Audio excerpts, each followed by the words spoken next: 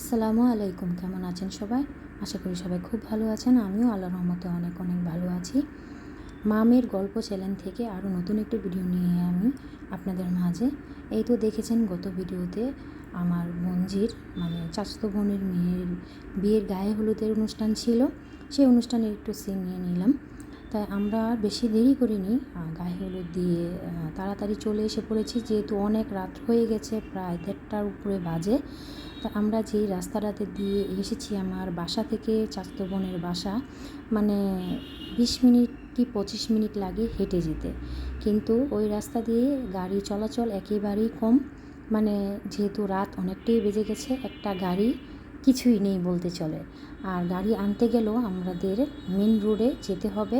তো এমন অবস্থায় কোথাও গাড়ি পাচ্ছি না, অনেকক্ষণ দাঁড়িয়ে থেকে সময়ও চলে যাবে, আবার হলো বৃষ্টি।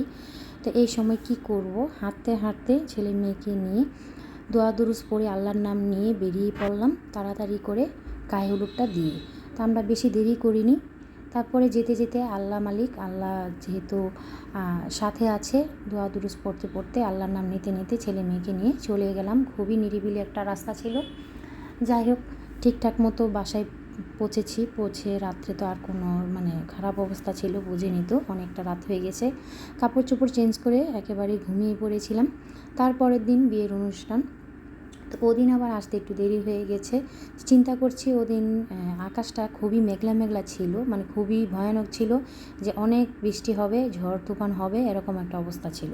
কিন্তু আল্লাহর রহমতে, আল্লাহর উসিলায় ওদিন বৃষ্টিও হয়নি, বরঞ্চ দুপুরবেলা একটু রৌদ্র উঠেছে। কিছুদিন যাবৎ এরকম আবহাওয়া চলছে, এই রোদ এই বৃষ্টি এরকম অবস্থা। যাই হোক, চলে আসলাম, খাওয়া দাওয়া শেষ করে নিলাম অফ ক্যামেরাতে। তারপর এই তো এখানে দেখে কনে বসে আছে, কনেকে খাইয়ে দিচ্ছে। আর এখানে যেই সবাইকে দেখতে পাচ্ছেন, আমার 2টা ফুপু, তারপর আছে চাচাতো ভাই, ফুফাতো ভাই, মামা, সব কিছু একসাথে মিলে তারা কিন্তু বসে আছে। তারপর খাওয়া দাওয়া শেষ করে আমরা একটু বাইরে হাঁটাহাঁটি করছি, যেহেতু কনেকে এখনও বিদায় দেওয়া হয়নি। তো চিন্তা করলাম একটু বাইরে হেঁটে আসি, একটু ছবি টবি তুলে আসি। তারপর এটা আমার মেয়ে, আর এই যে পাশেরটা আমার চাচাতো বোন, এটা আমার ছোটো চাচার মেয়ে। ছোটো চাচা তো নেই, মারা গেছে। তো যাই হোক, এই চাচাতো বোন অনেক ছোট ছিল, ও আমাদের মাঝেই বড় হচ্ছে। যাই হোক, যেহেতু বাবা মা থেকেও নেই, বাবা তো মারাই গেছে, তাই বোনকে আমরাই আগলে ধরে রাখছি।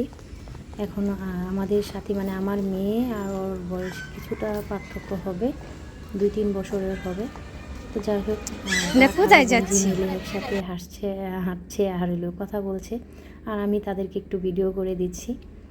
এই তো আমার বোনের বাড়িটা একটু গ্রামের সাইডে, আমাদের বাড়ি এই রাস্তার উল্টো দিকে আর ওদেরটা বাও দিকে।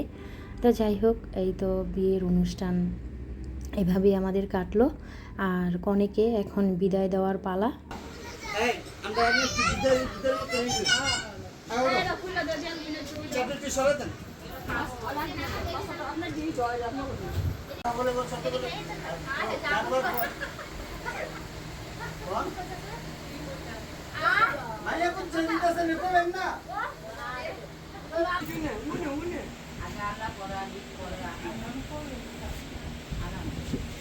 আবার কোন আপনার মাইয়া আমার মাইয়া আবার কোন খাওয়া পরে মারবেন, আগে খাওয়ালে মারবেন।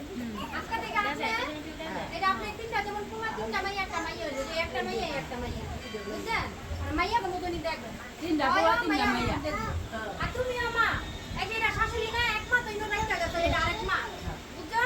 এটা আগে আমরা সবার আগে আমার পরে পরিবেশী। ওই আমরা কি দেই দিতেছি তো কান্দেন কে? সালাম করো, সালাম করো। আচ্ছা তো নি করো, শাশুড়ি করো। হ্যাঁ, ওড়ো যে শুননি ভাই সময় কান্দিস ওর রেটা দেন না, মা বাবা আচ্ছা তুই লইয়া বাইরো, আচ্ছা তুই লইয়া বাইরো আ বড় বড় সালাম দাও, সালাম দে, সালাম। আচ্ছা মা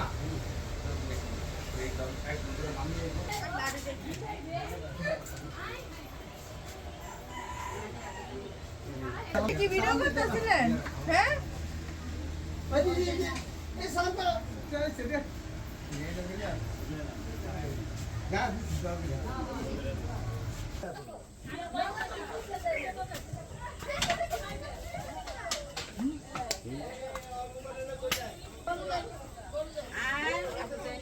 মারছে এই শেষ